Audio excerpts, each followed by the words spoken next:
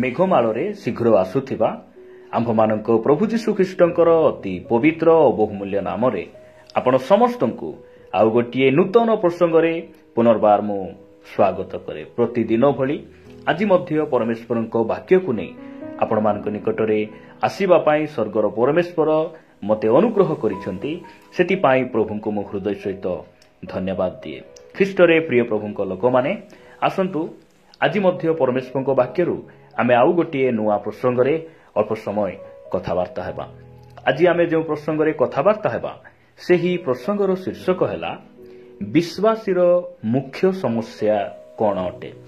ଆଜିର ପ୍ରସଙ୍ଗ ହେଲା ଜଣେ ଖ୍ରୀଷ୍ଟ ବିଶ୍ୱାସୀର ପ୍ରକୃତ ସମସ୍ୟା ମୁଖ୍ୟ ସମସ୍ୟା କ'ଣ ଅଟେ। ଏହି ପ୍ରସଙ୍ଗରେ ପରମେଶ୍ୱରଙ୍କ ବାକ୍ୟ ଆମମାନଙ୍କୁ କ'ଣ କହେ ଆମେ ବାକ୍ୟରୁ ଅଳ୍ପ ସମୟ ଧ୍ୟାନ କରିବା ପାଇଁ ଯିବା। ପ୍ରିୟ ପ୍ରଭୁଙ୍କ ଲୋକମାନେ ଅନେକ ସମୟରେ ଆମେ ଆମର ଅଭାବକୁ ନେଇ ବଡ଼ ସମସ୍ୟା ବୋଲି ଆମେ ଚିନ୍ତା କରୁ।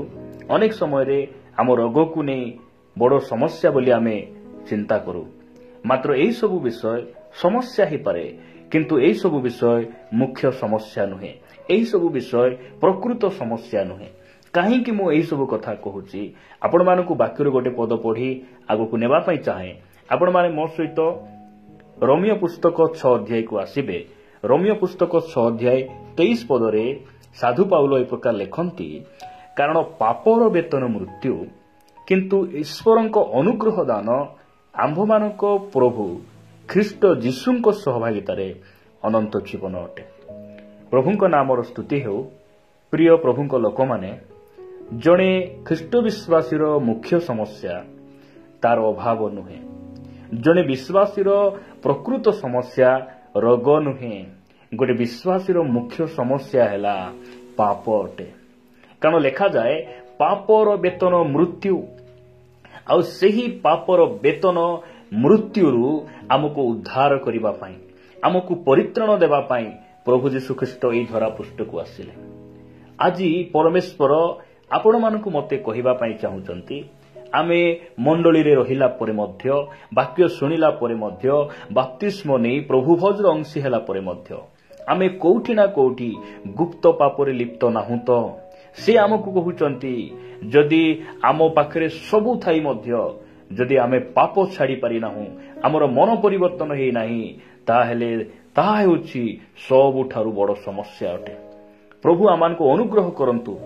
ଯଦି ଆପଣ ସେହି ଧନୀ ଲୋକ ଆଉ ଲାଜର ବିଷୟରେ କଥାବାର୍ତ୍ତା ଯଦି ଆପଣ ହେବେ, ଚିନ୍ତା କରିବେ ଯେ ଲାଜରଙ୍କ ଜୀବନରେ କିଛି ନଥିଲା, ଘର ନଥିଲା, ଗାଡ଼ି ନଥିଲା, ପିନ୍ଧିବା ପାଇଁ ପୋଷାକ ନଥିଲା ଏବଂ ତାଙ୍କ ପାଖରେ ଟଙ୍କା ପଇସା ନଥିଲା, ଖାଇବାକୁ ନଥିଲା, ତାଙ୍କୁ ଦେଖା ସାକ୍ଷାତ କରିବା ପାଇଁ କୌଣସି ଅଭିଭାବକ ମଧ୍ୟ ତାଙ୍କ ସହିତ ନଥିଲେ। ସେ ଅନାଥ ଅବସ୍ଥାରେ, ଦରିଦ୍ର ଅବସ୍ଥାରେ ଜଣେ ଧନୀ ଲୋକଙ୍କର ସେ ଫାଟକ ପାଖରେ ସେ ପଡ଼ି ରହୁଥିଲେ। ନିଶ୍ଚିତ ଭାବରେ ଲୋକମାନେ ଦେଖି କହୁଥିଲେ ଯେ ଏହି ବ୍ୟକ୍ତି କି ସମସ୍ୟାରେ ପଡ଼ିଗଲେ, କି ଭୟଙ୍କର ସମସ୍ୟା ଦେଇ ଯାଉଛନ୍ତି। ଏହା ମନୁଷ୍ୟର ଦୃଷ୍ଟି। ଯଦି ଆମେ ବାଇବଲର ଚଷମା ପିନ୍ଧି ଆମେ ଦେଖିବା, ପରମେଶ୍ୱରଙ୍କର ସେହି ଦୃଷ୍ଟିରେ ଯଦି ଆମେ ଦେଖିବା, ପ୍ରକୃତ ସମସ୍ୟା କିଛି ବି ସେହି ଲାଜରଙ୍କ ପାଖରେ ନଥିଲା। ହେଇପାରେ ଏହି ଜଗତ ପାଇଁ ଘର ନଥିଲା, ଖାଇବାକୁ ନଥିଲା, ମାତ୍ର ଲାଜରଙ୍କର ମନ ପରିବର୍ତ୍ତନ ହେଇଥିଲା। ତାଙ୍କଠାରେ ପାପ ନଥିଲା। ସେ ପ୍ରଭୁଙ୍କୁ ଜାଣିଲା ପରେ ସେ କୌଣସି ପାପ କରିନଥିଲେ। ସେଥିପାଇଁ ଯେତେବେଳେ ସେ ମୃତ୍ୟୁବରଣ କରୁଛନ୍ତି, ତାପରେ କୌଣସି ସମସ୍ୟା ତାଙ୍କ ଜୀବନରେ ଦେଖାଯାଉ ନାହିଁ। ସେ ଅନନ୍ତ ସୁଖ ଶାନ୍ତି, ସେ ଅବ୍ରାହ୍ମଙ୍କ କୋଳରେ ସେ କ'ଣ ହେଉଛନ୍ତି, ଯାଇ ସେ ବସୁଛନ୍ତି। ମାତ୍ର ସେଇ ଧନୀ ଲୋକ ପାଖରେ କୌଣସି ବିଷୟ ଅଭାବ ନଥିଲା। ରହିବା ପାଇଁ ଘର ଥିଲା। ସେ ମହା ଆଡମ୍ବରେ ଉତ୍ତମ ବସ୍ତ୍ର ପରିଧାନ କରି ସେ ଜୀବନ ସାରା ସେ ଏସ ଆରାମ କରି ବଞ୍ଚୁଥିଲା। ମାତ୍ର ଆପଣ ପଢ଼ିବେ ସେହି ଲୋକଲିଖିତ ସୁସମାଚାର 16 ଅଧ୍ୟାୟରେ ଯେ ସେହି ବ୍ୟକ୍ତିର ମନ ପରିବର୍ତ୍ତନ ହେଇନଥିଲା। ମନ ପରିବର୍ତ୍ତନ କରିନଥିବା ବିଶ୍ୱାସୀ, ସେହି ବିଷୟ ହେଉଛି ସବୁଠାରୁ ବଡ଼ ସମସ୍ୟା। ଯେ ପାପ ଆମକୁ କ'ଣ କରେ, ନରକକୁ ନେଇଯାଏ। ସେହି ମୃତ୍ୟୁ, ଦ୍ୱିତୀୟ ମୃତ୍ୟୁ, ପାପର ବେତନ, ସେଇଥିରୁ ଆମକୁ ଉଦ୍ଧାର ପାଇବାକୁ ହେଲେ ପ୍ରିୟ ପ୍ରଭୁଙ୍କ ଲୋକମାନେ ଆମକୁ କ'ଣ କରିବା ଆବଶ୍ୟକ ରହିଛି? ପାପକୁ ପରିତ୍ୟାଗ କରିବା ଆବଶ୍ୟକ ରହିଛି। ପାପକୁ ନାହିଁ ବୋଲି କହିବା ଆବଶ୍ୟକ ରହିଛି, ମନ ପରିବର୍ତ୍ତନ କରିବା ଆବଶ୍ୟକ ରହିଛି। ଯଦି ଆପଣ ଯୋହନ ଲିଖିତ ସୁସମାଚାର 5 ଅଧ୍ୟାୟକୁ ଆସିବେ, 5 ଅଧ୍ୟାୟ 14 ପଦରେ ପ୍ରଭୁ ଯୀଶୁଖ୍ରୀଷ୍ଟ ଏ ପ୍ରକାର ସେ କହନ୍ତି, ଏହାପରେ ଯୀଶୁ ମନ୍ଦିରରେ ତାହାର ଦେଖା ପାଇ ତାକୁ କହିଲେ, ଦେଖ ତୁମେ ସୁସ୍ଥ ହୋଇଅଛ, ଆଉ ପାପ କର ନାହିଁ, ଯେପରି ତୁମ୍ଭ ପ୍ରତି ଅଧିକ ଦୁର୍ଦ୍ଦଶା ନ ଘଟେ। ପ୍ରଭୁଙ୍କ ଲୋକମାନେ ଯୀଶୁଖ୍ରୀଷ୍ଟ ଆଜି ଆମମାନଙ୍କୁ କହୁଛନ୍ତି, ତୁମେ ଆଉ ଥରେ ପାପ କର ନାହିଁ। ଆମେ ପାପରେ ଥିଲୁ, ଅଭିଳାଷରେ ଥିଲୁ, ଧନ୍ୟ ସେ ପରମେଶ୍ୱର ଆମକୁ ସେଠିରୁ ମୁକ୍ତ କରିଛନ୍ତି, ଆମକୁ ବାହାର କରି ଆଣିଛନ୍ତି। ପୁନର୍ବାର ଆମେ ସେଇ ଦାସତ୍ୱ ଜୁଆଳିରେ ଆମେ ଯୋଚା ଯିବା ନାହିଁ, ପୁନର୍ବାର ଆମେ ପାପରେ ରହିବା ନାହିଁ। ନହେଲେ ଆମର ମୁଖ୍ୟ ସମସ୍ୟା ହେଉଛି ସେଇ ପାପ। ଆମ ଶରୀରରେ ଯଦି ରୋଗ ଅଛି, କିଛି ଅସୁବିଧା ନାହିଁ, ଆମେ ରୋଗ ଥିଲେ ବି ଗୋଟେ ଦିନ ମୃତ୍ୟୁ ଭୋଗ କରିବୁ, ଆଉ ରୋଗ ନଥିଲେ ବି ଗୋଟେ ଦିନ ମୃତ୍ୟୁବରଣ କରିବୁ। ମାତ୍ର ଯଦି ଆମ ଜୀବନରେ ପାପ ଥିବ, ଆମେ ପାପର ବେତନ ସେଇ ଅନନ୍ତ ମୃତ୍ୟୁରେ ଆମେ ପଳେଇ ଯିବୁ। ଏହି ସ୍ଥାନରେ ପ୍ରଭୁ ଯୀଶୁଖ୍ରୀଷ୍ଟ ସେ କହୁନାହାନ୍ତି, ଦେଖ ଏବେ ତୁମେ ସୁସ୍ଥ ହେଇଛ, ତୁମେ କଣ କର ନାହିଁ।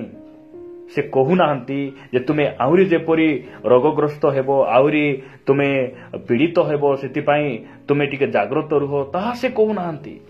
ସେ କହୁଛନ୍ତି ତୁମେ ସୁସ୍ଥ ହିଁ ଅଛ, ଆହୁରି ପାପ କର ନାହିଁ।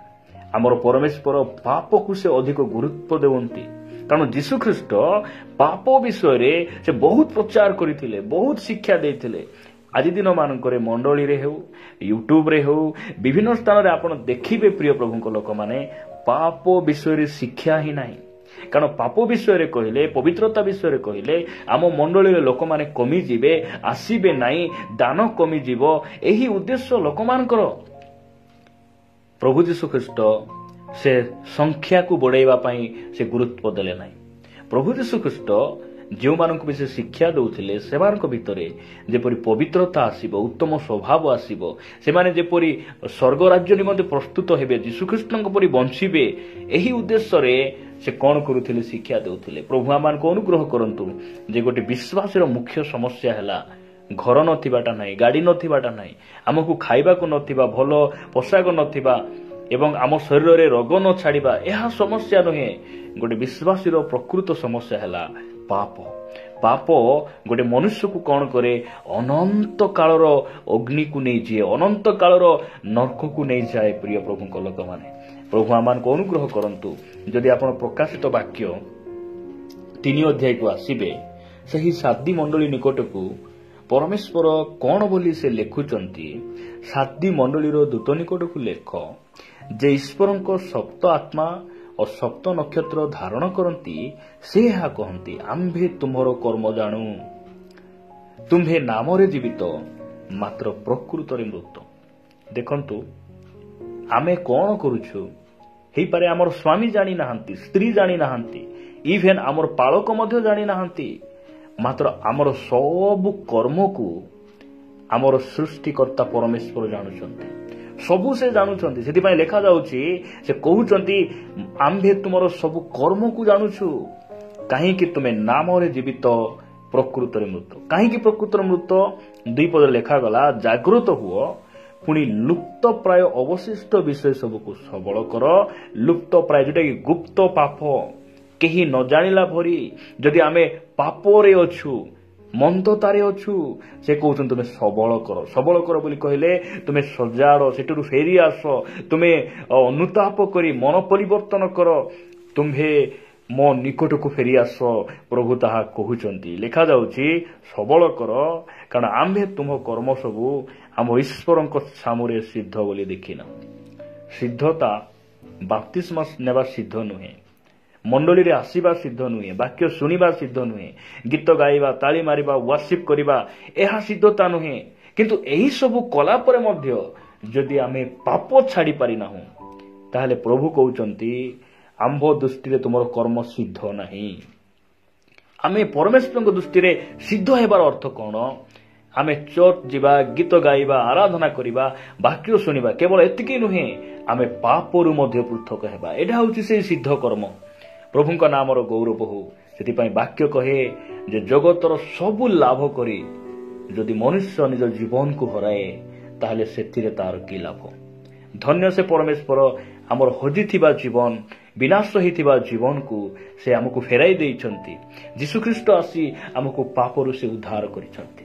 ସେଥିପାଇଁ ଜଣେ ବିଶ୍ୱାସୀର ମୁଖ୍ୟ ସମସ୍ୟା, ପ୍ରକୃତ ସମସ୍ୟା ହେଲା ପାପ।